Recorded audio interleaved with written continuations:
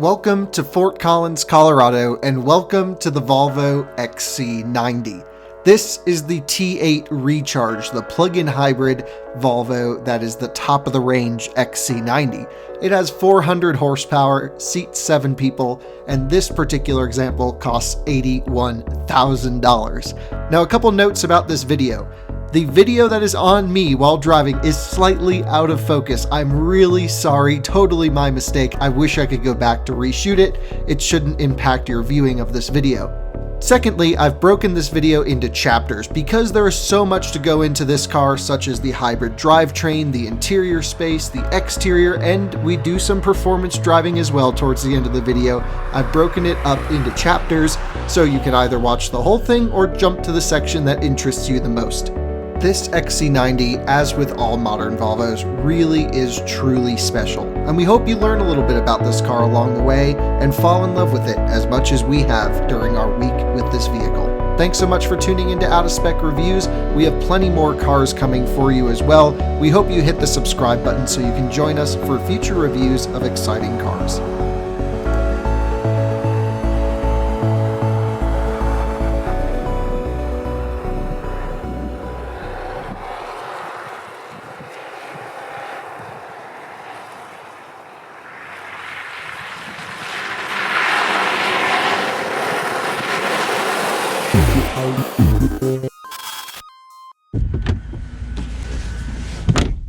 Now it's time to start up the Volvo.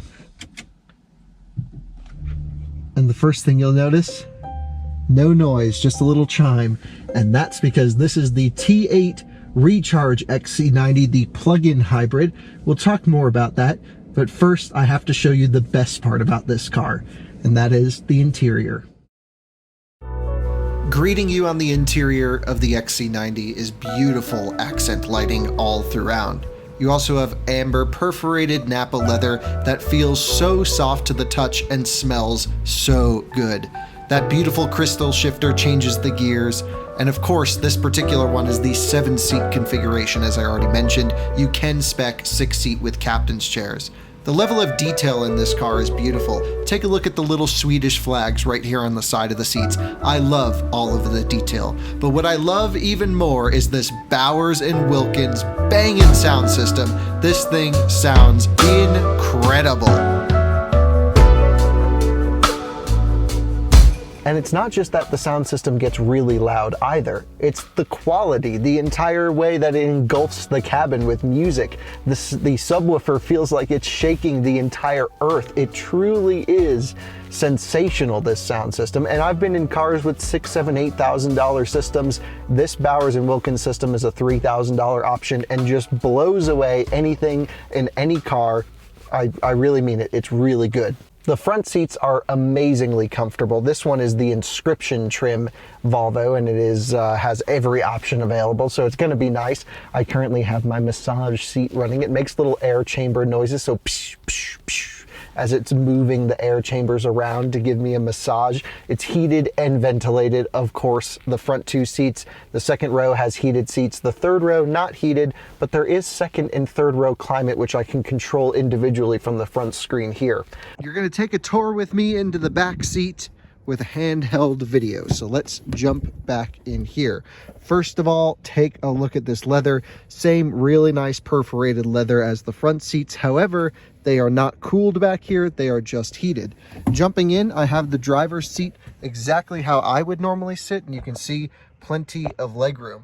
Also, I'm going to flip it around. There we go. Plenty of headroom as well. Back here, we also gain a display. It's off right now, but you can set your temperature. You can lock it so your kids can't adjust anything. You have rear heated seats in this particular version, and of course you can adjust the fan speed. Here in the center seat, kind of interesting, you have this booster seat that you can raise up here, and this is good for kids, I guess. I don't really know much about booster seats and things. You also have a center armrest that folds down with honestly pretty cheap feeling plastic bits. This is probably the weakest point of the interior. All Volvos kind of have this cheap plastic cup holder thing in the back, but I guess it's easy to clean. In terms of door controls, of course, you have your window switches, door handles, lock and unlock, and you even have these nice little shades for your kids. if they want to stay out of the sun. And of course, you get that beautiful, expansive view with that glass roof all the way up. Beautiful inside. Let's try out the third row. Okay, let's try getting in the third row. This is genuinely my first attempt. I have the passenger seat inched forwards. That's easy. There's just a little bar where you can move each seat individually. We're going to pull up on this little handle, push the seat all the way forwards. Okay, good. We're going to lift this one up. No perforated leather on the third row here, but it is still nice and soft. And I have knee room with this seat here. Let's try and close this. There's no way that's locking into place. However, you can slide this seat forwards. So if you have the second row leaned forwards, even though I'm 6'1", I still can fit. And check this out. I have air vents, cup holders, other vents. Not bad. And plenty of space behind the third row for stuff as well. This really isn't terrible. Everything about this interior is so quality. I mean, it is one of the best interiors, if not the best interior of any car I've ever been in. Because, you know, it's not overly techy. It doesn't hit you with a ton of things. It's simple in the way that it's just modern luxuriousness in simplicity. I really love the modern Volvo interiors. I think they are among the best. So we're cruising around in the key up setting, the hybrid mode setting. And I mentioned at the beginning of this video, this one is the plug-in hybrid. So we should talk about how that works, of course. You can option the XC90 in 3 different drivetrain options here in the US. The T5, which is a 2-liter 4-cylinder engine with a turbocharger. This can be front-wheel drive or all-wheel drive. Then you can step up to the T6, which adds a supercharger to that engine, and the way that works is at low RPM, below 3,500. If you really get into it and you need a lot of low-end grunt, the supercharger kicks in, provides a lot of torque because it's boosting the engine instantly, and then that also spools up the turbocharger more quickly. And the supercharger disconnects at 3,500 RPM. So at high RPM, it's still turbocharged only, but that T6, that supercharger, gets the thing off the line. And this one is the T8. This adds an electric motor, and that electric motor powers the rear axle alone. So there's no physical drivetrain connection between the engine and the rear wheels. There's a 11.8 kilowatt hour battery pack, 11.6 kilowatt hour battery pack, I think somewhere in the middle. We don't know if that's usable or gross capacity for the battery. But that means that there's no physical connection between the rear wheels and the front. It's all ones and zeros. It's all software telling what to do. And the fact that this car drives so nicely around town is truly mind-boggling, because there's so much going on here, right? The car has to figure out when to use the electric motor, when to use the combustion engine, you know, what's the best for efficiency, what's the best for power. For example, I'm just pushing past right now and the gas engine just kicked on. You don't even feel it. You can hear it a little bit. Sounds pretty good, actually. But it's insanely smooth, and smoother on this 2021 Volvo than the earlier plug-in hybrids that I have driven. Now, the electric motor in the back is 65 kilowatt peak output, so what's that, about 85 horsepower, something like this. So if I lock the car in pure mode, which makes sure that the rear electric motor is the only thing powering this car, you can drive around with your foot all the way down to the kickdown switch, eke out every last bit of electric power, and totally keep up with traffic. You can even cruise down the highway in electric mode alone. Now, if you want to know how far you can go in electric mode, take a look at a video we did for Inside EVs. This is where we did a city and highway range test with just the electric motor alone and the battery pack, of course, from 100% down to 0 in 2 different driving environments. It's actually pretty interesting, so go take a look at that one over at Inside EVs.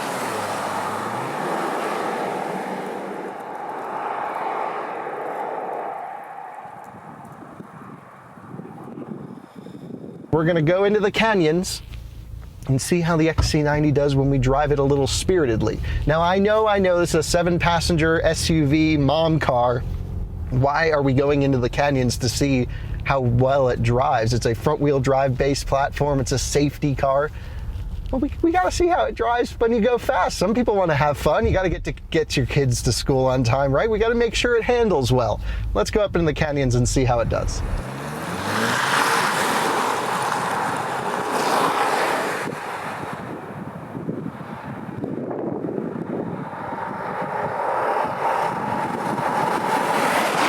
while we're on our way over to the Canyons, let's talk technology.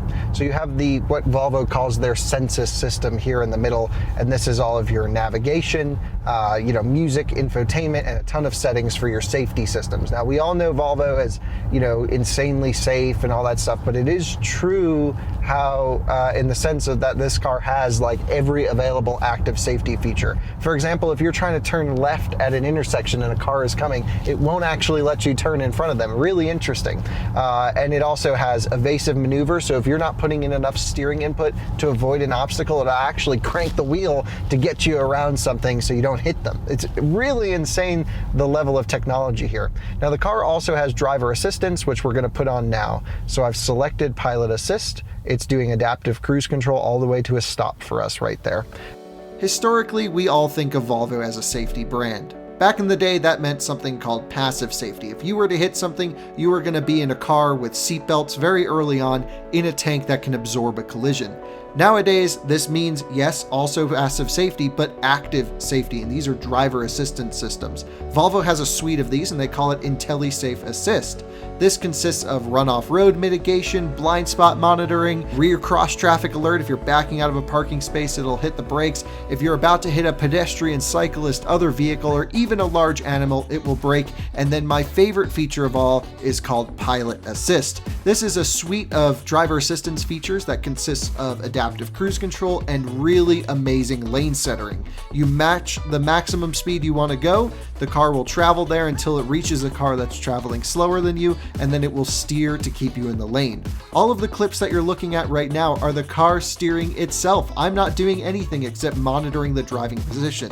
It's important to remember that this is a level 2 driver assistance. It is not driver replacement. You're still there to pay attention, but it really reduces the fatigue of driving behind the wheel. I absolutely love Volvo's Pilot Assist. I think it's one of the best used and best implemented driver assistance systems across the entire range. And now that we've gotten all the driver assistance and interior tour and city driving out of the way, let's turn this thing up to 11, throw it in power mode, and see how it handles the twisty roads. Now, we're not trying to say that this is a sports car, it certainly is not, but it is so impressive how Volvo has tuned the calibration on their 7-seater XC90 chassis to just rip so hard in the canyons. You guys gotta see how nicely balanced and dignified this thing cars the canyons. We've arrived at the base of the canyon, so let's get everything set up. Now, I want to be very clear, this is not a performance car. I'm not trying to say it's a performance car, but it is impressive as to how such a luxurious and comfortable and safety-focused SUV is to drive in the canyons, and that's what I want to show you. So, first off, we're going to select B mode on the shifter. B mode is for braking. It increases regen off throttle. It also allows us to shift with the shifter here. So, let me load up my second camera. I will show you. If I shift to the left, that downshifts it. You can see we're in first. If I shift to the right, that means we are in second. Now, the Polestar and R-Design versions get paddles on the steering wheel. This one's an inscription. It does not get the paddles. We are also going to confirm that we are in power mode for sporty driving. That lowers the suspensions, stiffens the brake pedal, makes the engine all ready to rock and roll. We're going to disengage the hold mode setting. So now we're able to use the battery for boost. It's no longer going to be holding our charge level. And it's time to go. So we have it locked in. Camera's all good to go. Sorry for the unprofessional setting here. We're locked in first gear. Let's go see how it handles. We're not going to be shredding it. It's a big, heavy SUV, right? Here we are in second. But what you can do is you can get into a flow with it. So really good steering off the front. That power is pretty amazing. It does like to upshift pretty early. What you need to do is you make sure you have the weight transfer and then get the car into a curve. So into third, big power out through here. Braking performance is nice, but they do get hot. You just need to get the weight set. You gotta be smooth on the transitions. This is a smooth car through the canyons, but when you drive it nicely, it rewards you so well. Look at this power, foot to the floor. We have the electric torque pushing us. Big wave of torque. Now there is a little bit of delay. Beautiful classic 911 right there. This is one of the best driving roads by the house. We're big power down this straightaway, of course. Wow, that's a big number. It is not slow. And here we go, just smooth into the corners.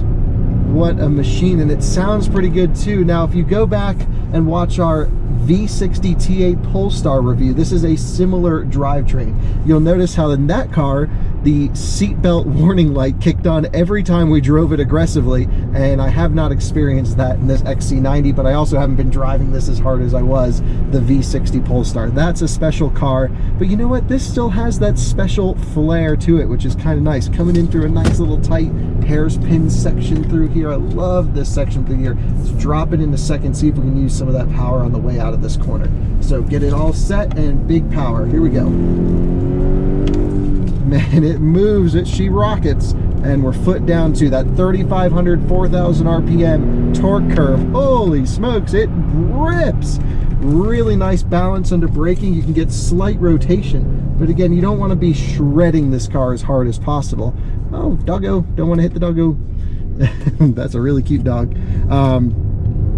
Yeah, what a machine this is. The fact that you can get into it, shred the canyons if you wanted to.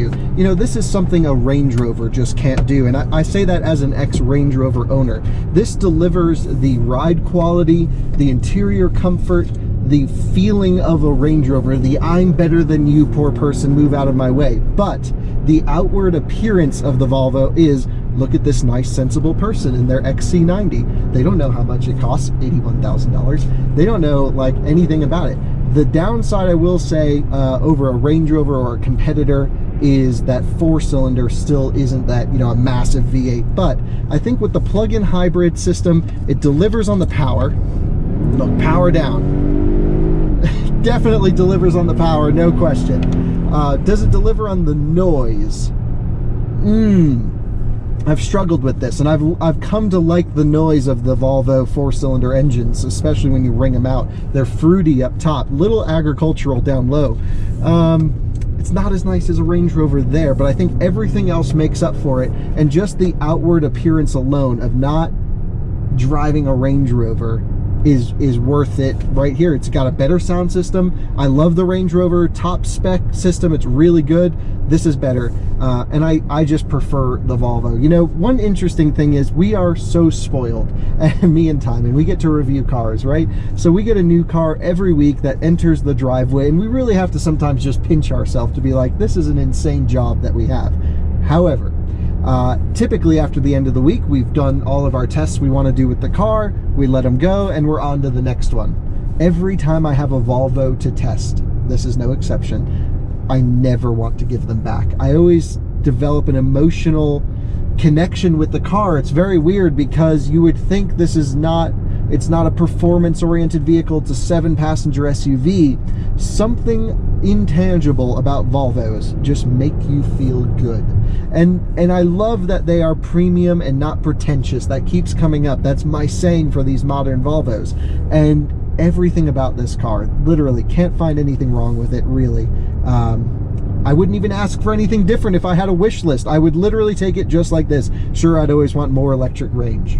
Would I want more power? Absolutely not. Would I want better handling? Handles amazing.